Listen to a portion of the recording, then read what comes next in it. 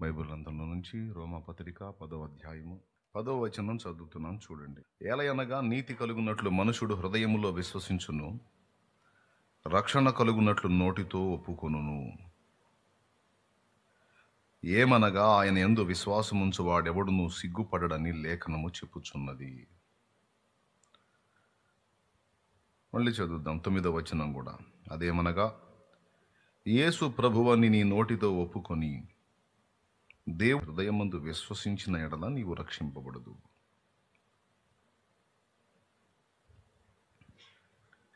మళ్ళీ ఒక్కసారి, నీ హృదయమందు విశ్వసించిన ఎడల, నోటితో ఒప్పుకున్న ఎడల నీవు రక్షింపబడదు. ఏలయనగా నీతి కలుగునట్లు మనుషుడు హృదయములో విశ్వసించును, రక్షణ కలుగునట్లు నోటితో ఒప్పుకొనును.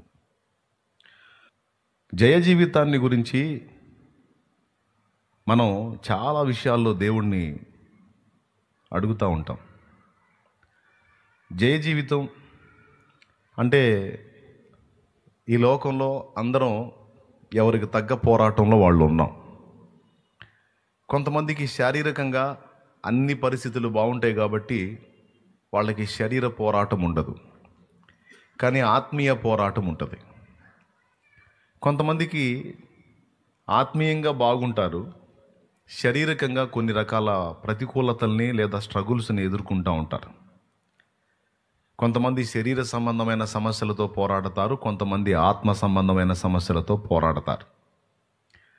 మొత్తానికి క్రీస్తునందు లేని వాళ్ళ సంగతి మనకి పక్కన పెట్టేస్తే, క్రీస్తు యేసునందు ఉన్నవారి విషయంలో మాత్రం ఈ పోరాటాలు అనేవి ఎదుర్కోవటం మనం అనుభవపూర్వకంగా చూస్తున్నాం.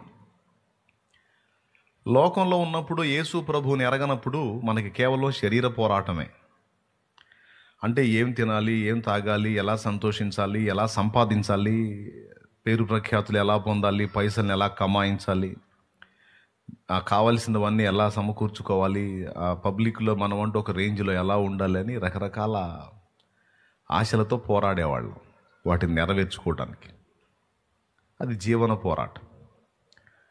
ఇది ప్రభువు తెలియనప్పుడు, మారు మనసు పొందనప్పుడు, లోకానుసారంగా మనం ఉన్నప్పుడు మన ఫైటింగ్ అంతా కూడా కేవలం శరీరానికి సంబంధించే. కానీ ప్రభువులోనికి వచ్చిన తర్వాత, ప్రభువుని తెలుసుకున్న తర్వాత పోరాటం ఆగిపోలేదు, కానీ పోరాటం కొత్త మలుపు తీసుకుంది. యోబు గ్రంథం 7లో అంటాడు, భూమి మీద నరుల కాలము యుద్ధ కాలము కాదా అని. అంటే భూమి మీద మానవుడు జీవించిన కాలం అంతా కూడా వానికి యుద్ధక్షేత్రంలో ఉన్నట్టు ఉంటుందట. గాలికి నిపురవలు ఎగయునట్లు శ్రమానుభవమునకే నరులు పుట్టుచున్నారు అన్నాడు ఇంకో వచనంలో. అలాగే ప్రసంగి గ్రంథంలో చూస్తే, వారు దీని చేత అభ్యాసము నొందవలనని దేవుడు మానవులకు ఏర్పాటు చేసిన ప్రయాసము బహు కఠినమైనది అన్నాడు 1:13లో. 1:13లో వారు దీని చేత అభ్యాసము నొందవలనని దేవుడు మానవులకు ఏర్పాటు చేసిన ప్రయాసము బహు కఠినమైనది. సో ఈ 3 వచనాలు ఏం చెబుతున్నాయి? 1, యుద్ధ దినాలు. యుద్ధంలో అంటే ఏంటి? పోరాటం. 2, శ్రమానుభవమునకు పుడుతున్నాం. 3, మనల్ని ట్రైనింగ్ పీరియడ్లో ఉంచాడు, దానికి కావలసినటువంటి శిక్షణ అంతా కూడా భూమి మీదే మనకిస్తున్నాడు అనేది 3వ వచనం. ఇక క్రొత్త నిబంధనలో తీసుకుంటే, మనం పోరాడాలి, పోరాడుతున్నాం అనే మాటలు 2 ఉన్నాయి బైబిల్లో. పోరాడాలి అనే మాటలు ఉన్నాయి, పోరాడుతున్నాం అని కూడా ఉన్నాయి. ఉదాహరణకి యూదాపత్రిక 3వ వచనంలో, పరిశుద్ధులకు ఒక్కసారి అప్పగింపబడిన బోధ నిమిత్తము మనము పోరాడవలెనని మీకు రాయాల్సి వచ్చింది అన్నాడు. యూదాపత్రిక ఇంట్రెస్ట్ ఉంటే పెన్ను తీసుకొని నోట్ చేసుకోండి, లేకపోతే కనీసం బైబిల్ అన్న తీసి చూసుకోండి, దాన్ని అండర్లైన్ చేసుకోండి, మీకు ఉపయోగపడుద్ది ధ్యానం.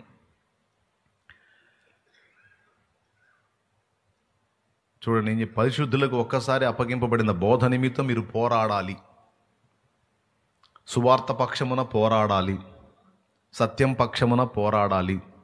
పరిశుద్ధులకు ఒక్కసారి అప్పగింపబడిన బోధ నిమిత్తము పోరాడాలి. ప్రార్థనలో ఎఫప్రోదితుల గురించి కొన్ని ప్రత్యేకమైన మాటలు ఉన్నాయి. ఎఫప్రా గురించి ప్రార్థనలో ఇతడు మీకోసం పోరాడుతున్నాడు అన్నాడు. సో ప్రార్థనలో పోరాడాలి, ఆత్మలను క్రీస్తులోనికి రక్షణలోకి నడిపించడానికి పోరాడాలి. ఇలాంటి పనుల్లో మనం ఉంటే మనల్ని ప్రతిఘటించడానికి సిద్ధమైనటువంటి దురాత్మ సమూహములతో పోరాడుతున్నాం అన్నాడు.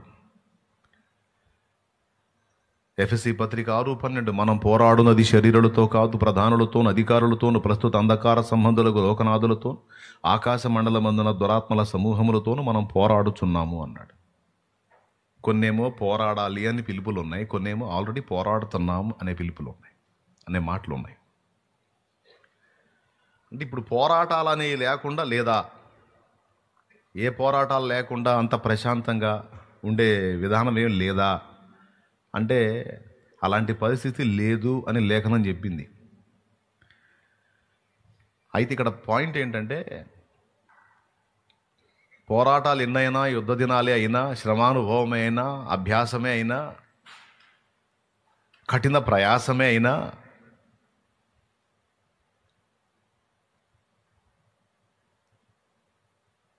ఇన్నిటిలో ఉండి కూడా మనం విశ్రాంతిని అనుభవించవచ్చు అని దేవుని వాక్యం సెలవిచ్చింది.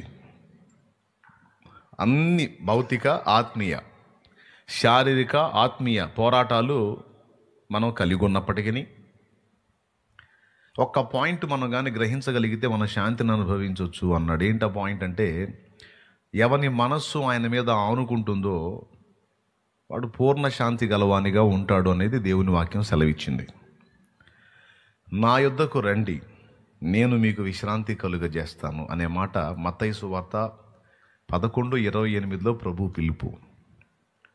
నా యొద్దకు రండి, నేను మీకు విశ్రాంతి కలుగజేస్తాను అన్నాడు. అదే అన్ని పోరాటాలన్నీ లేఖనం నిండా రాసి పెడితివి, అన్ని పోరాటాలన్నీ వాక్యం అంతా చెప్తుంటివి, మళ్ళీ నా దగ్గరికి రండి మీకు రెస్ట్ ఇస్తాను, ఎవని మనసు నీ మీద ఆనుకున్నానో వాని పూర్ణ శాంతి గలవానిగా నువ్వు కాపాడుతావు, చేస్తావు అని ఉంది.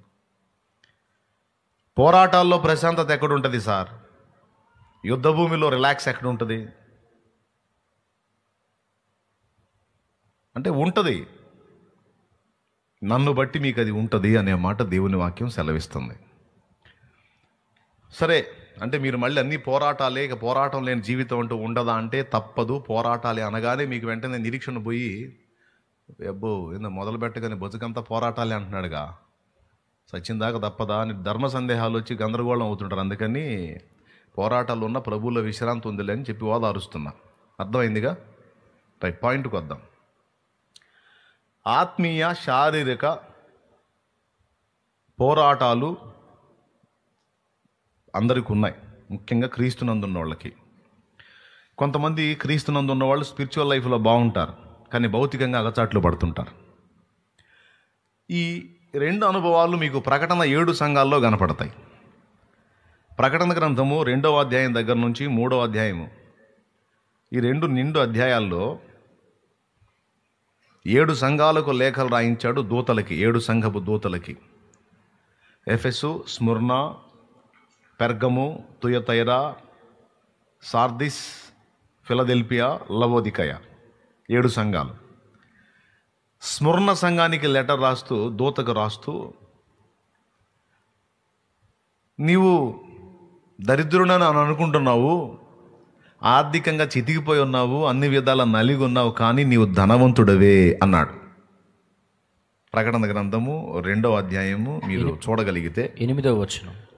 స్మరణలో ఉన్న సంఘపు దూతకి ఇలాగూ రాయము, మొదటి వాడును కడపటి వాడున ఉండి మృతుడే మరలా బ్రతికిన వాడు చెప్పు సంగతులు ఏవనగా, నీ శ్రమను దరిద్రతను నేను ఎరుగుదును. ఈ సంఘము, స్మరణ సంఘము, శ్రమలో ఉన్న సంఘము, దరిద్రతలో ఉన్న సంఘం. అంటే ఆర్థికంగా చితికుంది, వెలిచూపులకి ఇది పెద్ద ఆర్భాటంగా కనపడట్లా. సంఘము అని మొత్తం సంఘాన్ని గురించి మాట్లాడకుండా సంఘపు దూతను గురించి ఎత్తి మాట్లాడాడు. నీ శ్రమను, నీ దరిద్రతను నేను ఎరుగుదును. చాలా ప్రాబ్లమ్స్లో ఉన్నావు, చాలా ప్రెజర్ అవుతున్నావు, చాలా నలుగుతున్నావు భౌతికంగా, నాకు తెలుసు. ఆయనను నీవు ధనవంతుడవే అన్నాడు. ఇక్కడ స్మరణ సంఘం యొక్క శ్రమ సమస్య దరిద్రత ఆత్మీయమైందా భౌతికమైందా? అంటే శరీరమైందా లేకపోతే ఆత్మ సంబంధమైందా? స్మరణ సంఘం అనుభవిస్తున్న శ్రమ దరిద్రత శరీర సంబంధమైనవా ఆత్మ సంబంధమైనవా?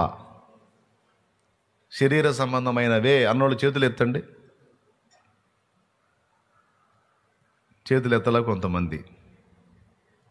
ఆత్మ సంబంధమైన దరిద్రత అట్లయితే మెచ్చుకోడుగా, తిడతాడుగా. కాబట్టి చేతులు ఎత్తని వాళ్ళకి అర్థం కాకపోయి ఉండొచ్చు. స్మరణ సంఘం అనుభవిస్తున్నది శారీరక శ్రమలే.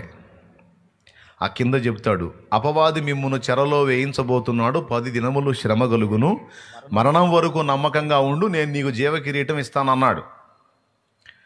సో అక్కడ శారీరకంగా ఇబ్బందిని ఎదుర్కొంటుంది, మనుషుల చేత ద్వేషించబడుతుంది, మనుషుల చేత శ్రమ పెట్టబడింది. ఆర్థికంగా సౌండ్ ఏం కాదు, చితికిపోయినటువంటి స్థితిలో దరిద్రతలో ఒక రకంగా చూడాలంటే ఆ సంఘాన్ని చూస్తే ఏం మందిరం ఇది, ఏంది ఎట్టుంది, ఏంది పరిచర్య, ఏంది స్పెషాలిటీలు ఏం లేవు, అది ఇదని చూసేవాడు ఎగతాళి చేసేటట్టు ఉంది అక్కడ పొజిషన్. కానీ దేవుని వాక్యం ఏమంటుందంటే, నీ శ్రమను దరిద్రతను నేను ఎరుగుదును. మనుషుల చేత ద్వేషించబడుతున్నావు, ఆర్థికంగా ఇబ్బంది పడుతున్నావు, అన్ని వైపుల నుంచి కొట్టబడుతున్నావు భౌతికంగా, అయినప్పటికీ నీవు ధనవంతుడవే. నువ్వు అలానే కొనసాగు మరణ వరకు. ఈ శ్రమ, వేదన, దరిద్రత, వ్యతిరేకత ఎన్నైనా సరే నువ్వు అలానే ఉండు, మరణం దాకా నమ్మకంగా ఉండు, నేను నీకు జీవ కిరీటం ఇస్తాను అని స్మరణ సంఘాన్ని మెచ్చుకున్నాడు. బాగా వినాలి. లవోదికయ సంఘాన్ని ఒకసారి చూడండి మీరు, ఇప్పుడు మీకు అర్థమైద్ది.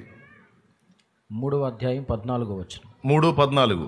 లవోదికయలో ఉన్న సంఘపు దూతకు ఇలాగు వ్రాయుము, ఆమేన్ అనువాడును నమ్మకమైన సత్యసాక్షియు దేవుని దృష్టికి ఆదియునైన వాడు చెప్పు సంగతులేమనగా, నీ క్రియలను నేను ఎరుగుదును, నీవు చల్లగానైనను వెచ్చగానైనను లేవు, నీవు చల్లగానైనను వెచ్చగానైనను ఉండిన మేలు, నీవు వెచ్చగానైనను చల్లగానైనను ఉండక నులివెచ్చనగా ఉన్నావు గనుక నేను నిన్ను నా నోట నుండి ఉమ్మివేయను ఉద్దేశించుచున్నాను. నీవు దౌర్భాగ్యుడు. అదుగో నీవు దౌర్భాగ్యుడవును, దిక్కుమాలిన వాడవును, దరిద్రుడవును, గ్రుడ్డివాడవును, దిగంబరుడవై ఉన్నావని ఎరుగక, నేను ధనవంతుడను, ధనవృద్ధి చేసి ఉన్నాను, నాకేమీ కొదువలేదని చెప్పుకొనుచున్నావు. ఓకేనా? ఇప్పుడు ఈ సంఘం ఎలా ఉందంటే వెలిచూపులకి ఆర్భాటంగా ఉంది, హడావిడిగా ఉంది, హైపైగా ఉంది. కానీ లోపల ఎలా ఉంది? దేవుడు చూసి ఏమంటున్నాడో తెలుసా? నువ్వు 5 రకాల తిట్లు తీర్చాడు. దౌర్భాగ్యుడు, దిక్కుమాలినోడు, గ్రుడ్డివాడు, దిగంబరుడు, దరిద్రుడు. 5 రకాల పదాలు వాడాడు. ఇన్ని పొజిషన్స్లో నువ్వు ఉన్నావని తెలుసుకోకుండా, నేను ధనవంతుడను, ధనవృద్ధి చేసుకొనుచున్నాను, నేను అలా ఉన్నాను, ఇలా ఉన్నాను అని నీ పై ఆర్భాటాలను చూసి నువ్వు మురిసిపోతున్నావురా బాబు. అయితే నువ్వు సరిచేయబడాల్సి ఉంది. అంటే ఇక్కడ మీరు గమనించాలి, స్మరణ సంఘమేమో భౌతికంగా పోరాటాల్లో ఉంది, శ్రమను ఎదుర్కొంటుంది, ఆత్మీయంగా నంబర్ 1గా ఉంది. కానీ లవోదికయ సంఘం భౌతికంగా మంచి హడావుడి కనపడుతుంది, కానీ ఆత్మీయంగా మాత్రం నులివెచ్చనగా ఉంది. ఎంత అంటే 5 రకాలుగా దేవుడు తిట్టేటట్టు ఉంది ఆ పరిస్థితి. ఇప్పుడు ఇక్కడ 2 విధాలైనటువంటి పోరాటాలు మీకు వెల్లడైంది.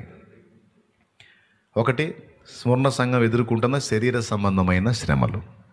2, లవోదికయ సంఘం ఎదుర్కొంటున్న ఆత్మీయ పోరాటాలు. ఆత్మీయ పోరాటాల్లో ఓటమిని అంగీకరించి రాజీ పడిపోయింది లవోదికయ సంఘం, పోరాటమే మానుకుంది. కానీ ఈ 2 సంఘాలను మీ ముందు ఎందుకు నేను ఇప్పుడు ఉంచానంటే, భక్తిపరుడు, దేవుని మార్గంలోకి వచ్చినటువంటి భక్తిపరుడు 2 విధాల పోరాటాలు ఎదుర్కొనే ఛాన్స్ ఉంది.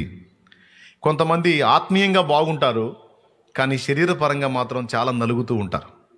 అప్పుల పాలై ఉండొచ్చు, ఆర్థిక ఇబ్బందులు ఉండొచ్చు, శరీర రోగాలు ఉండొచ్చు, చెయ్యని నేరాలు నెత్తి మీద పడవచ్చు, అన్యాయంగా దారిని పోయి రేగుముళ్ళులాగా గుచ్చుకొని పట్టి పీడిస్తుండొచ్చు, భౌతికంగా పాపం నలిగిపోతూ ఉంటారు, కానీ స్పిరిచువల్గా ఆత్మీయంగా మాత్రం నంబర్ 1గా ఉంటారు. అంటే వీళ్ళ పోరాటాలు ఏం పోరాటాలు? శరీర సంబంధమైన పోరాటాలు. వీళ్ళకి ఆత్మీయ పోరాటం లేదు, ఎందుకంటే అందులో బాగా పర్ఫెక్ట్గా ఉన్నారు. కానీ కొంతమంది శారీరకంగా బాగుంటారు, సమృద్ధి డబ్బు ఉంటుంది, అప్పులు ఉండవు, ఒకరికి ఇచ్చే పొజిషన్లో ఉంటారు, సమృద్ధి ఆహారం ఉంటుంది, పేరు ప్రఖ్యాతులు ఉంటాయి, మంచి గుర్తింపు ఉంటుంది, ఘనత గౌరవం ఉంటుంది, ఎక్కడికి పోయినా సన్మానాలు సత్కారాలు ఉంటాయి. అంతా టోటల్ శారీరకంగా మాత్రం నంబర్ 1, కానీ స్పిరిచువల్గా మాత్రం వాళ్ళు పడుతుంటూ ఉంటారు. ఇప్పుడు ఇక్కడ కూర్చున్న మీలో ఎవరెవరు ఏ విధమైన శోధనల్లో ఉన్నారో, అటు శారీరకంగా కొంతమంది, ఆత్మీయంగా కొంతమంది ఉన్నారు. కాబట్టి మీకు వెలిగిద్ది బల్బు, అర్థమైపోయింది మీకు విషయం. ఈ శారీరకంగా ఎదుర్కొంటుంది నేనే, ఆత్మీయంగా మాత్రం దేవుని కృప వల్ల నా ప్రార్థనా జీవితం కానీ, పరిశుద్ధ జీవితం కానీ, నా దేవుని సంబంధమైన అన్ని విషయాలు పర్ఫెక్ట్గా ఉన్నాయి. కానీ నా భౌతికంగా మాత్రం, శారీరకంగా మాత్రం నేను కొన్ని ఇబ్బందులు మాత్రం ఎదుర్కొంటున్నాను అన్నది నీకు అర్థమైపోయింది. అలాగే శారీరకంగా బాగున్నోళ్ళు ఆత్మీయంగా నేను కొంచెం పడతలు లెగుస్తున్నాను, ఫలానా బలహీనతలు నన్ను పీడిస్తున్నాయి, ఫలానా విషయంలో నేను జయం పొందలేకపోతున్నానని వాళ్ళు వాళ్ళ పోరాటాలను వాళ్ళు గుర్తు చేసుకుంటారు. ఈ మాటలు విన్నాక జయ జీవితం మనకి అవసరం. శారీరకంగా ఒకవేళ శ్రమల నుంచి మనం జయం పొందకపోయినా ఇబ్బంది లేదు, కానీ ఆత్మీయ జీవితంలో మాత్రం ఖచ్చితంగా మనం జయ జీవితాన్ని కలిగి ఉండాలి. ఇప్పుడు శారీరకంగా అప్పులతో ఉన్నా, రోగాలతో ఉన్నా, సమస్యలతో ఉన్నా, ఇరుకులతో ఉన్నా, ఇబ్బందులతో ఉన్నా, కష్టాలతో ఉన్నా, కన్నీళ్లతో ఉన్నా, నిందలతో ఉన్నా, అవమానాలతో ఉన్నా, అస్సలు మనకి అది నష్టం కాదు. ఏదో భూమి మీద ఉన్నంత వరకు కొంచెం కలత, వాళ్ళని వీళ్ళని చూసినప్పుడు వాళ్ళు ఫ్రీగా ఉన్నారు, వీళ్ళు ఫ్రీగా ఉన్నారు, నా బాధలు ఏందిరా నాయన ఇంకా ఒగదగట్లేదని కొంచెం మనసుకు కొంచెం ఇబ్బంది కలుగుతూ ఉంటుంది. కానీ అది దేవుని దృష్టిలో మాత్రం నష్టం కాదు, పెద్ద ఇబ్బంది ఏం కాదు. కానీ ఆత్మ సంబంధంగా మాత్రం మనం జయ జీవితం కానీ పొందకుండా, ఆత్మ సంబంధంగా మనం పడతా లెగుస్తా ఓటమికి గురై లోకంతో రాజీ పడ్డామంటే మాత్రం ఆ నష్టం మాత్రం తీవ్రమైంది. సో శరీర సంబంధమైన పోరాటాల్లో మనకు జయం రాకపోయినా ఇబ్బంది లేదు. అందరు చెప్పండి, శరీర సంబంధమైన పోరాటాల్లో మనకు జయము రాకపోయినా ఇబ్బంది లేదు. కానీ ఆత్మ సంబంధమైన పోరాటంలో ఖచ్చితంగా మనకు జయ జీవితం అవసరం. ఎందుకంటే ప్రకటన గ్రంథంలో ఇందాక మీరు చదివినటువంటి ఆ వచనాల దగ్గర 7 సంఘ దూతలకు రాస్తూ ప్రతి సంఘంలోనూ జయించువానికి నా దేవుని పరదైసులో ఉన్న జీవవృక్ష ఫలములు భుజింపనిత్తును అంటాడు. మరో సంఘానికి అంటాడు, జయించిన వానిని నా దేవుని మందిరములో ఒక స్తంభముగా చేస్తానంటాడు. మరో సంఘంతో అంటాడు, జయించు వానికి క్రొత్త పేరు ఇస్తాను, ఒక రాతిని ఇస్తాను, దాని మీద చెక్కబడిన క్రొత్త పేరు ఉంటుంది. మరో సంఘానికి అంటాడు, జయించు వానికి నేను సింహాసనమందు జయించి కూర్చున్న ప్రకారం జయించు వానిని నా సింహాసనంలో నేను కూర్చోబెట్టుకుంటాను. అంటే 7 సందర్భాల్లో కూడా మనం జయించాలి, జయిస్తేనే బహుమానం, జయిస్తేనే జీవఫలం, జయిస్తేనే సింహాసనం, జయిస్తేనే ఆలయంలో స్తంభం అని జయం పొందాలి, జయం అని మాట్లాడాడు. మీకు తెలుసా? చదివి ఉంటారు మీరు మస్తు సార్లు, ప్రసంగాల్లో కూడా వినుంటారు. అంటే ఇప్పుడు ఇక్కడ జయించువానికి ఇలా ఇస్తాను, జయించువానికి ఇలా చేస్తాను, జయించువానికి అలా చేస్తానని వాగ్దానాలు చేశాడు కదా. ఇంతకు ఏం జయించాలి? మనం చాలామందిని పోరాడే అప్పుల్ని జయించాలా? అంటే మీరు అప్పులతో పోరాడుతున్నారు, అప్పుల్లో జయంగా మీరు పొందగలిగితే మీకు జీవవృక్ష ఫలాలు తిననిస్తానని అన్నాడా? రోగాలతో మీరు చాలా పోరాడుతున్నారు, రోగాల్ని కానీ జయించి స్వస్థత కానీ పొందగలిగితే మిమ్మల్ని సింహాసనం మీద కూర్చోబెడతానన్నాడా? శారీరకంగా మనం ఎదుర్కొనే పోరాటాలు అయ్యాక నిందలతో పోరాడుతున్నారు మీరు, ఆ నిందలను కానీ జయించినట్లయితే మీకు తెల్లని రాతినిత్తును, క్రొత్త పేరిస్తాను అన్నాడా? మరి ఏ విషయంలో జయాన్ని ఆశిస్తున్నాడు దేవుడు? మనం అప్పులు తీర్చుకుంటే, మనం నిందల నుంచి విడుదల పొందితే, మన రోగాల నుంచి స్వస్థత పొందితే, శారీరకంగా మనం ఎదుర్కొంటున్నటువంటి కేసులు కానీ, కోర్టు సమస్యలు కానీ ఎవరిని పరిష్కారమై వాటి నుంచి జయం పొందితే, కోర్టులో మన కేసు గెలిస్తే, అక్కడ జయం వస్తే, దానికి దేవుడు మనల్ని ఆయన ఆలయంలో ఒక స్తంభంగా చేస్తానంటాడా? నో. అవన్నీ శరీర సంబంధమైన పోరాటాలు. ఆ పోరాటాల్లో మనం గెలిస్తే దేవుడు మనకు బహుమానం ఎందుకు ఇవ్వాలి? బిడ్డ కష్టపడి రాత్రి పగలు కష్టపడి అప్పులు తీర్చుకున్నాడు, ఎంత గొప్పోళ్ళో అని బహుమానం ఇవ్వాలా? నో. ఆ పోరాటాలకు సంబంధించి కాదు అక్కడ బహుమానాలు ప్రకటించింది. ఆ పోరాటం ఆత్మ సంబంధమైన పోరాటం.